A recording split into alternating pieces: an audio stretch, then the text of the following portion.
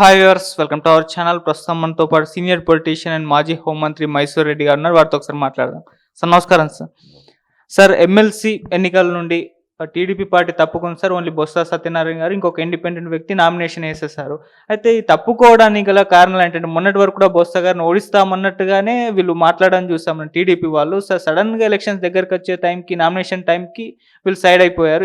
ఏంటి సార్ కారణం? ఇవి ప్రజలు ఓట్లేసే ఎన్నికలు కాదు. ఈ లోకల్ బాడీ ఎన్నికైనా అంటే ఎంపీటీసీలు, జెడ్పీటీసీలు, వీళ్ళు శాసనసభ్యులు, వీళ్ళు ఓట్లేసేది. మామూలుగా ఆ నియోజక పరిధిలో ఉన్న వాళ్ళు అవి గతంలో లోకల్ బాడీ స్థానిక సంస్థల ఎన్నికలు జరిగినప్పుడు చంద్రబాబు నాయుడు గారు అప్పుడు వైఎస్ఆర్సీపీ ప్రభుత్వంలో ఉంది. ప్రభుత్వంకు వ్యతిరేకంగా స్థానిక సంస్థల ఎన్నికల్లో పార్టిసిపేట్ చేయాలంటే చాలా ఇబ్బందులు ఉంటాయి. అంత సులభమైన ఎన్నిక కాదు పోటీ చేయడం ప్రతిపక్షాలకు. ఎందుకంటే ఈ స్థానిక సంస్థల ఎన్నికలు నిర్వహించేది స్థానిక సంస్థలకు సంబంధించిన ఎన్నికల కమిషన్ నిర్వహిస్తుంది. ఆ ఎన్నికల కమిషన్ రాష్ట్ర పరిధిలోనే ఉంటుంది. అధికారులు కూడా ఏ ప్రభుత్వం నియమించుంటుందో ఆ ప్రభుత్వం నియమించిన ఎన్నికల కమిషనర్లే ఉంటారు. ఉండినప్పుడు నిష్పక్షపాతంగా ఎన్నికలు జరుగుతాయని అనుకునేదానికి అవకాశమే లేదు. అది ఏ పార్టీ ఉండినా కానీ, అంతకుముందు మేము తెలుగుదేశం పార్టీ అధికారంలో ఉన్నప్పుడు ఉభయ రాష్ట్రాల్లో, ఉమ్మడి రాష్ట్రంలో జరిగినప్పుడు కూడా చూసినాం. ప్రతిపక్షంలో నుంచి ఎన్నికలు నిలబడాలంటే స్థానిక కష్టమైంది. ఎందుకంటే పోలీస్ యంత్రాంగము, రెవెన్యూ యంత్రాంగము అంతా ప్రభుత్వం చేతిలోనే ఉంటుంది. వలపక్రంగా జరుగుతాయి. ఒక విధంగా చెప్పాలంటే ప్రజాస్వామ్యయుతంగా జరగానే వలపక్రంగానే జరుగుతాయి. అది ఏ పార్టీ అధికారంలో ఉంటే ఆ పార్టీకి అనుకూలంగా జరుగుతాయి. అందుకోసమనే ఇది ఇబ్బందికర పరిస్థితి అని చెప్పి అప్పుడు తెలుగుదేశం పార్టీ ఒక నిర్ణయం తీసుకున్నారు. ఓపెన్గానే డిక్లేర్ చేసినారు. ఏమని? మేము స్థానిక సంస్థల ఎన్నికల్లో పార్టిసిపేట్ చేయము అని. ఎవరన్నా కంటెస్ట్ చేయాలనుకుంటే ఇండిపెండెంట్ గుర్తు మీద చేసుకోండి అని చెప్పి. అందువల్ల తెలుగుదేశం పార్టీ తరఫున ఎన్నికల్లో పాల్గొనలేదు కాబట్టి, రాష్ట్రమంతా జరిగింది కాబట్టి అక్కడ కూడా తెలుగుదేశం పార్టీ తరఫున అభ్యర్థులు ఎవరు ఉండి ఉండరు. అందులో అప్పుడు బొత్స సత్యనారాయణ గారే మంత్రిగా ఉన్నారు. ఆయన కనుసన్నల్లోనే ఆ స్థానిక సంస్థల ఎన్నికలు జరిగింటాయి.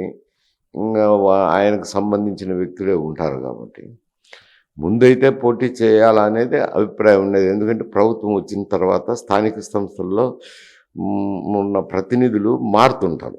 అధికారంలో ఉన్న పార్టీకి మామూలుగా మారుతుంటారు. అక్కడ ఈ ఎన్నిక వస్తుంది అని చెప్పి ఆయన ముందుటి నుంచే జాగ్రత్త పడినాడేమో. అందువల్ల ఇంకా ఎవరికి ఎంత మెజారిటీ ఉంటుంది అనేది ముందే తెలుస్తుంది. తెలిసిన దానివల్ల ఎటు రిజల్ట్ రాదు, ఊరికి పెట్టి ఉపయోగం లేదని ఆ నిర్ణయం తీసుకుండొచ్చు బహుశా. అందుకోసం ఆ నిర్ణయం తీసుకుండొచ్చు. సార్, అంటే చంద్రబాబు నాయుడు గారికి ఇలా బలం తక్కువగా ఉన్న గెలిచిన సందర్భాలు హిస్టరీలో ఉంది సార్. అంతకుముందు వివేక గారి మీద కూడా గతంలో గెలిచారంటే బలం తక్కువగా ఉన్నప్పుడు కూడా. ఇప్పుడు కూడా పోటీ చేస్తారు, ఖచ్చితంగా గెలుస్తారని చెప్పేసి అనుకున్నారు. సడన్గా తప్పించుకున్నారు. అంటే స్థానిక వాళ్ళని లీడర్స్ అందరినీ కూడా తీసుకునే ప్రయత్నం చేశారు చంద్రబాబు నాయుడు గారు. కాకపోతే జగన్మోహన్ రెడ్డి గారు తెలివిగా వాళ్ళని బెంగళూరు ప్యాలెస్ తీసుకెళ్ళి ఉంచారు అన్న వార్తలు వినిపిస్తున్నాయి సార్. మీరేం చెప్తారు? ఇది విచిత్రమైన ప్రశ్నలండి మీది. ఎందుకంటే ఆ ఎన్నికల గురించి మీకు అవగాహన లేక ఇటువంటి ప్రశ్న వేస్తున్నారు నన్ను. క్యాంపు అనేది మామూలుగా సర్వసాధారణంగా ఎప్పుడు ప్రతి మారు ఎక్కడ ఎన్నిక జరిగినా క్యాంపులు పెడతారు. ఇక్కడ వాళ్ళు పార్టిసిపేటే చేయలేదు కాబట్టి వాళ్ళ జీరో లెవెల్ నుంచి లాబింగ్ చేయాలా, అది కష్టమైన పని. వన్ సైడెడ్గా ఎన్నికలు జరిగినాయన్నాను కదా. ఇంకా ఇప్పుడు వాళ్ళ అభ్యర్థులను వాళ్ళు ముందు నుంచే అభ్యర్థిని నిర్ణయించుకున్నారు కాబట్టి బొత్స సత్యనారాయణ కూడా నిధుల కొరత ఏమి ఉండదు కాబట్టి ఆయన వాళ్ళందరినీ క్యాంప్ పెట్టింటారు. క్యాంప్ ఎక్కడైతే బాగుంటుందని ఇతర రాష్ట్రాలకే పోతుంటారులేండి. ఇంకా బెంగళూరులో ఈయనకు ఆస్తులు పాడు ప్రదేశం ఉన్నాయి కదా, అక్కడ ఉన్నాయి కాబట్టి బెంగళూరులో క్యాంప్ పెట్టిండొచ్చులే. ఆయన పోయి క్యాంప్ ఏం రన్ చేస్తారు? సత్యనారాయణ గారు పోయి క్యాంప్ రన్ చేసుకోవాలా? జగన్మోహన్ రెడ్డి క్యాంపులు ఏం రన్ చేస్తారు? సార్ ఇటు వైసీపీకి అంటే గ్రామ స్థాయిలో, జిల్లా స్థాయిలో, జెడ్పీటీసీలు, ఎంపీటీసీలు మొత్తం కూడా 80% వాళ్ళకే ఉన్నారు సార్. స్థానికంగా వాళ్ళకి బలం ఉంది. అయితే వీళ్ళని దెబ్బ కొట్టడానికి అంటే పై స్థాయి నాయకుల్ని టీడీపీలో, కొద్దిగా కింది స్థాయి నాయకుల్ని జనసేనలో పార్టీలో చేర్చుకొని వైసీపీని కంప్లీట్‌గా బలహీనం చేద్దామన్న ఒక ప్రయత్నం వీళ్ళిద్దరూ చేశారని ఇప్పుడు జగన్మోహన్ రెడ్డి గారు షాక్ ఇచ్చారు. అసలు వాళ్ళెవరిని కూడా వీళ్ళ వైపు వెళ్లకుండా చేశారని వార్తలు అయితే వస్తున్నాయి సార్. దీన్ని ఏ విధంగా చూస్తారంటారు? ఇది అర్థం పర్థం లేదులేండి.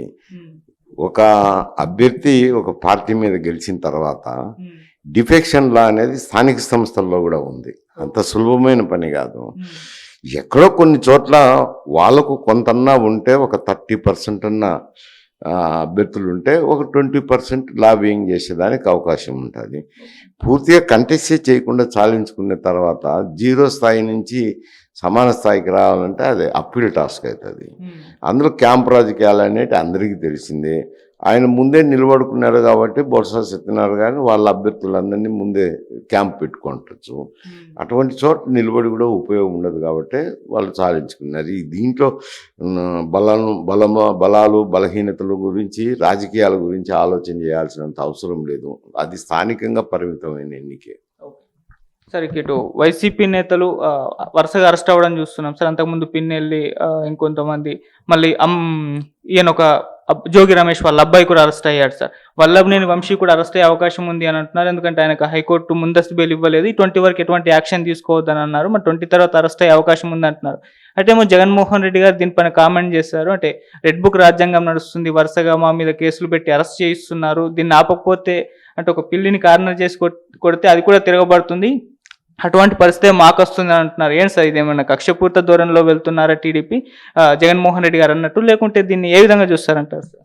అది కాదు, పిన్నెల్లి రామకృష్ణారెడ్డి అరెస్టుకు వీటికు రాజకీయ కక్షలు అంటే ఆయన తీసిపోయి ఈవీఎం బాల్ కొట్టింది, రచ్చ చేసింది అందరికీ తెలుసు. దాని మీద కంప్లైంట్ ఇచ్చారు, కేసు నడుస్తుంది. తర్వాత వీళ్ళవి కూడా సంఘటనలు జరిగినాయి కదా. ఒకటైతే ఏదో భూములకు సంబంధించిన వ్యవహారం అనుకుంటాం. భూములకు సంబంధించిన వ్యవహారంలో ఒక కేసు. రెండో కేసు వచ్చి తెలుగుదేశం పార్టీ ఆఫీస్ మీద దాడి చేసినారు. వాళ్ళు కంప్లైంట్ ఇచ్చినారు, విచారణ చేసింటారు. అప్పుడు అరెస్ట్ చేయకుండా ఉండింటారు. అప్పుడు వైఎస్ఆర్సీపీ ప్రభుత్వం అధికారంలో ఉంది కాబట్టి పోలీస్ యంత్రాంగం వాళ్ళ చేతుల్లో ఉన్నది కదా. ఉండినప్పుడు అప్పుడు అరెస్ట్ చేయకుండా ఉండింటారు. ఇప్పుడు అధికారం మార్పిడి జరిగింది కాబట్టి చర్యలు తీసుకోవాల్సిందే కదా, తీసుకుంటారు. దాన్ని కచ్చిపూరితం అంటే ఎట్టయితుంది? తెలుగుదేశం పార్టీ ఆఫీస్ మీద దాడి జరిగింది అయితే అందరికీ బహిర్గతమే కదా. ఆఫీస్ మీద దాడి చేసి ఇప్పుడు అరెస్ట్ చేస్తే కనుక కచ్చిపూరితం అనేది అర్థం పర్థం లేని వ్యవహారము. కేసులను తప్పుదో పట్టించడానికి ప్రయత్నం. ఇటువంటి విషయాల్లో కొంచెం విచక్షణతో మాట్లాడాల్సింది ఉంటుంది. విచక్షణ కోల్పోయి కచ్చిపూరితం అని ప్రతిదానికి ఆపాదించితే ఎట్టయితుంది? రాజకీయాలు ఉండో ఇంకోటి ఉండో కచ్చపూరితంగా వ్యవహరించినారు, రెడ్ బుక్కులు భూ బుక్కులు అని అంటే కనుక అర్థం ఉంటుంది. కానీ వాళ్ళ పార్టీ ఆఫీస్ మీద దండయాత్ర చేసి ఫర్నిచరు అవి ఇవి ధ్వంసం చేసింది పత్రికల్లో కూడా చూసినాం కదా. కేసు వాళ్ళు ఇచ్చినారు, ఎఫ్ఐఆర్ కంప్లైంట్ ఇచ్చినా కూడా కేసు ప్రభుత్వం ఉన్నది కాబట్టి చర్యలు తీసుకోలేదు. ఇప్పుడు ప్రభుత్వం అధికారం మార్పిడి పోలీస్ యంత్రాంగం చర్యలు తీసుకోవాల్సిందే కదా. చర్యలను కచ్చిపూరితం అంటే అది ఎట్లా ప్రజలు చూసే వాళ్ళకు కూడా అర్థం ఉండాలా మాట్లాడేటప్పుడు. దాంట్లో అందులో నేను కచ్చిపూరితం అని నేను అనుకోవడం లేదు. సంఘటన జరిగింది కాబట్టి దర్యాప్తు జరిగింటుంది, దర్యాప్తులో ఇప్పుడు అరెస్ట్ చేయొచ్చు. సార్ అంటే కొంతమంది వైసీపీ వాళ్ళపైన దాడులు లేకుంటే ఈ అరెస్టులు కానీ ఇవి ఎటువంటి ప్రభావం చూపిస్తాయంటారు సార్? అంటే టీడీపీకి లాభమా లేకుంటే వైసీపీకి లాభమా? దీన్ని సెంటిమెంట్ రగిలించే ప్రయత్నం అయితే జగన్మోహన్ రెడ్డి గారు చేస్తున్నారు. మరి అంటే ప్రజల్లోకి ఇది ఏ విధంగా వెళ్తుంది, వీటి ప్రభావం ఏ విధంగా ఉంటుంది ఈ విధంగా దాడులు అరెస్టులు అనేవి? ఇది హాస్యాస్పదంగా ఉంటుంది, అంతేగాని రాజకీయంగా ఎవరు ఆలోచన చేయరు. ఈ జరిగిన సంఘటనలు అయితే ఉంటాయి, అప్పుడు చర్యలు తీసుకోకపోవచ్చు, ఇప్పుడు చర్యలు తీసుకుంటారు. ఇప్పుడు దాడి జరిగితే కనుక కంప్లైంట్లు ఇచ్చింటారు, ఆ కంప్లైంట్ పెండింగ్లు ఉంటాయి, వాటి మీద చర్యలు తీసుకుంటే దీనివల్ల రాజకీయంగా సంబంధించిన సమస్యలు ఏమున్నాయి? వాళ్ళ పార్టీ ఆఫీస్ మీద దాడి చేసినారు కాబట్టి కేసు పెట్టినారు. కేసు పెట్టినాక ఇప్పుడు వాళ్ళు దర్యాప్తు చేయకుండా అరెస్ట్ చేయకుండా అట్లే పెట్టింటారు. ఇప్పుడు చేస్తారు. అవి దాని మీద రాజకీయ ప్రభావాలు ఉంటాయి. స్థానికులకు అందరికీ తెలిసినట్టే కదా, తెలియంది ఎక్కడో ప్రపంచంలో